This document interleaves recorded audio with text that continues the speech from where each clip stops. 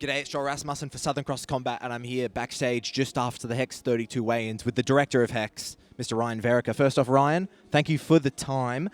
How did you feel the weigh-ins went? Look, to be honest, Joel, it was a little bit touch and go at the start. I didn't think a lot of the guys were going to make weight, but we eventually got there, you know. I think it was about 3 or 4 fighters that were continually cutting weight, but yeah, 2 hours in, man, they're all ready to go, ready to rock and roll, and everyone's keen to see the show. There was a little bit of that vibe, but as you said, everyone, as far as I know, everyone did make weight. So there was a little bit of a vibe of like, uh-oh, but everything worked out. How much of that is a relief for you? Oh, it's a massive relief, man. Like, obviously, we got times for the fighters to, you know, to show up here. And as soon as it hits that time, I know there's some fighters aren't here. We get straight on the phones and call them up. And 15 minutes turns into an hour turns into an hour 15. And yeah, safe to say they all made it and they all made weight. Everyone made weight, everyone made it, and you talking about that time, that's why I thank you for the time. I know I'm sure you want to go home, but I'm going to take you for a little bit longer. So not only now you're in the role of director, that comes with some new responsibilities, but people recognize you from you're the man who has to stand between the fighters. There was a little intenseness between Jake Piper and Kasib Murdoch. How was that up there? Well, for me, man, it was pretty funny. You know, I've been in those positions quite a bit, but yeah, the girls were getting a bit, you know, getting a bit worried. But I did pre-warn them. I said, you know, these guys will get in each other's face, and yeah, you know what, they're professionals, they're athletes, and it's all good and fun, man. It's all part of the game, and it's good to see. You know, it's all what the viewers want to see, and it's what we want to see. And you know, the show's tomorrow night. We can't wait. You were the man who was closest to them. There was an exchange of words between them as they were face to face. Do you remember what they were saying? Yeah, I do, Joel. What were they saying? I think I'll leave that for up there. It was worth a shot. I'll have to talk to the winner. And it was a good try, and yeah, put it this way, it was no animosity, but they were telling each other what they were going to do to each other. It was good. They're standing on business? Sorry, what's that? They're standing on business? They're standing on business, and it's good to see, you know, because obviously the two guys coming up through the ranks, you know, it's a hype fight. Everyone's talking about it. We've got Kasib there that's, you know, stepping in on 7 days' notice, and you know, against a guy like Jake the Crow Piper, and you know, not many people would do that. You know, he's a decorated amateur record, you know, Muay Thai pedigree, all that sort of stuff, and Kasib's just an animal. They say he's the next, you know, Alex Volkanovski, and he's just a, you know, an absolute pit bull in there. So, man, a lot of people are saying this is the people's fight. Me personally, I'm still going to actually manage the event because I want to see that myself. It is a little bit like that. That's always been a thing at Hex where I walk into the venue. There was a noise. I walk into the venue and I say hello to everyone, and then I'm like, I'll see you guys at the end of the night. What you said, it is a little bit of the people's fight. Is there one fight? Is that the fight that you're most looking forward to? Well, you know, that is probably one of the fights I'm most looking forward to, but how can you put aside, obviously, our main event? You know, we've got Lisa, you know, a local favourite, you know, fighting on the card. It's been quite some time since she's been in the, you know, in the local scene. She's done a bit of a stint in the road to UFC there.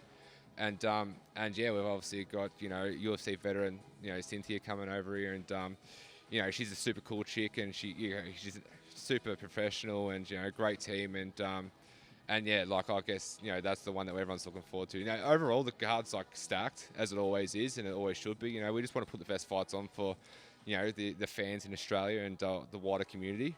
But yeah, man, I'm stoked and I can't wait.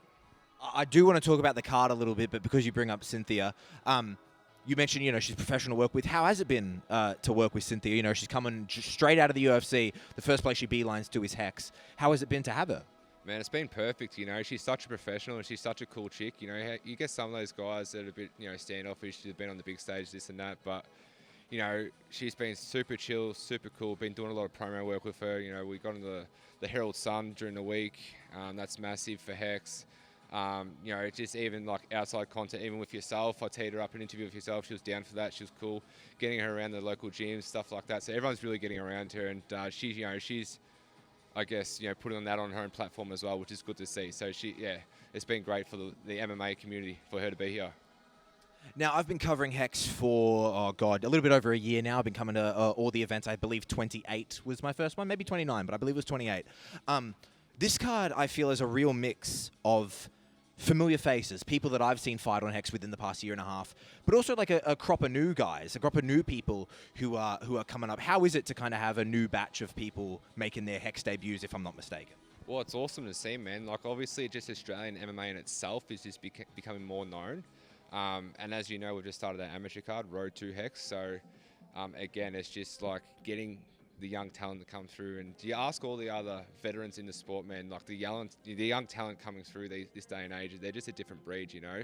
They're a well more rounded fighter, well more equipped. And yeah, obviously, just from being in the amateur sort of space, you know, having that many amateurs come through, it's good to see. You know, the sport's getting more well known. Like I just said, we're in the Herald Sun, and probably 2 years ago they wouldn't have wanted to know us. So it's good to see. We're trying to break into that mainstream media, and yeah, the ultimate goal is just to, you know, put the best platform on for the fighters to go to the UFC. Like we've had 40 fighters go to the UFC, and this weekend there might be another one. So it'd be good to see. That's such an insane statistic. That got brought up at the press conference the other day. 40 fighters, man. That's pretty nuts. It's crazy, man, and that just goes to show, man, we're the best promotion in Australia, and all we want to do is just put the best fights on for the Australian fans, whether that's flying, you know, a UFC caliber fighter in that used to be number 3 in the world, or we'll do whatever it takes for the local fighters to build their own profile on our profile, if that makes sense, you know. And yeah, it's what can I say, Joel? I'm excited. I'm sure you're excited, but I do I do have to ask this question. I was fortunate enough to cover Hex 30 and 31. Those were 2 shows that were in a very small span, and you guys were screwed. You guys were so tired. You're now running 2 shows at once because you got Hex 32, and then you've got the first Road to Hex. How is it to run 2 shows essentially back to back? Well, I had a few, you know, sleepless nights at the start, but I guess, you know, it's funny. People say you just adapt to any situation. We like being in that pressurised situation where we feel like we thrive on, and I've got this old saying I always say, and I even say it to my fiance all the time, you know, when she puts herself in those situations, I say, you know, pressure builds diamonds, and I always say that. And you know, we did 3 shows. I think it was within a 3-month period. We did like back to back. We went to New Zealand, then we come here. Then it was like we could breathe, you know. But hang on a minute, we'll start the amateur card, so it's all hands on deck again. But you know, it's a great it's a great opportunity for us to do that for the MMA community. You know, I just feel like, you know, the amateur scene was, you know, hungry for a promotion to jump in that space, and you know, start to, you know, to give these fighters a good platform to, you know, showcase their skills and showcase their talent. And what better way, man? You get them on a local younger sort of card. You can bring them up through the pro card, and it's just a one train system straight to the UFC. You know, so if I was a fighter if I was in that position, I couldn't be happier. You know, there's not many other promotions that are doing that. I mean, you look at the AFL, man, they do it from, you know, Auskick right through to the junior league, right through to, you know, the regional scene and all that sort of stuff. So I guess we're just following that same narrative, and yeah, man, it's just what we do, and we love doing it. Talking about being that path, I've spoke to Lisa about it. She is. This is a very high stakes fight for her. Do you think a victory over Cynthia puts her into the UFC?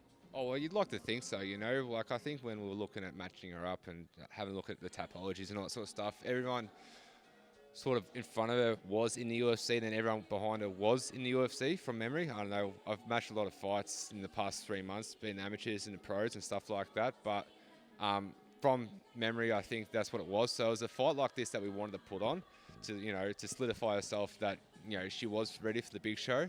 And I don't know if she's been in conversation with, obviously she did the road to UFC and whatnot, but I think, I believe a win like this over such a high caliber athlete like, you know, Cynthia, the pinnacle of her career, you know, number 3 in the world, would, you know, definitely get that sort of, I guess, opportunity. But again, like, I'm not here to say that she is or she isn't. That's not up to me, you know. What's up to me is, you know, to actually give her the opportunity to get that decision. So, yeah. It's up to her whether she makes noise or not. And I dare say she's coming for fireworks. On the flip side of that, Cynthia, if she is victorious, she will take that belt from Lisa. Is Hex prepared to have her again, and if she needs to come and defend the belt? 100%. But I'm just trying to think, Joel, who would we put her against? Yeah, that's a rough one. That is a rough one. You know, it's good for Hex to have those sort of people come in and out of the country, and it's about building a network over there as well. You know, she knows a lot of people. She's in the MMA community in Las Vegas. You know, right in the hub of, you know, where everyone wants to be. So if you look at our social media and stuff like that, there's a lot of UFC guys that in the UFC right now getting around our promotion and getting around her as a fighter. So what it's about is just building a good relationship with her. Whether she wants to come back and defend that belt, it's something that we'd have to give her a fighter to step up. I'm just trying to think who would take a fight like that, And in all due respect, man, I don't think anyone else would other than Lisa. That might be a better question for me to ask you on the night after tomorrow when it's all said and done. Talking about that, as I mentioned, so tomorrow night is Hex 32. The night after that is the first of the amateur show. So that means tomorrow for you is a big day because there's weigh-ins as well. What does tomorrow look like for you? Well, tomorrow's, where do I even start, Joel? It's 1 a.m. I think we're bumping in the cage. The venue where we work with has a dance event on tonight. So typically we would like to bump in during the week and have that bit of breathing space. However, they've got a dance event on tonight. So 1 a.m. we've got the cage crew bumping in there. And right through to 7 a.m. we've got the tables and all the rest of it and all that sort of stuff. And then managing the weigh-ins in that as well. We've got the weigh-ins happening at the setup day as well. So we've just got like good team, good people around us. We know what to do. We know the end goal, and like a lot of people just doing their toe on their end of the line as well. So it'll be a busy day, mate. You'll probably see me lose a bit of hair over the weekend, but it's all about being on the journey, man. And couldn't be happier doing it with you. Absolutely, Ryan. It's always a pleasure to come and cover the events. I know tomorrow's the fun part, but I do always appreciate the time. Thank you so much. Good luck tomorrow. It's going to be crazy. Thank you very much.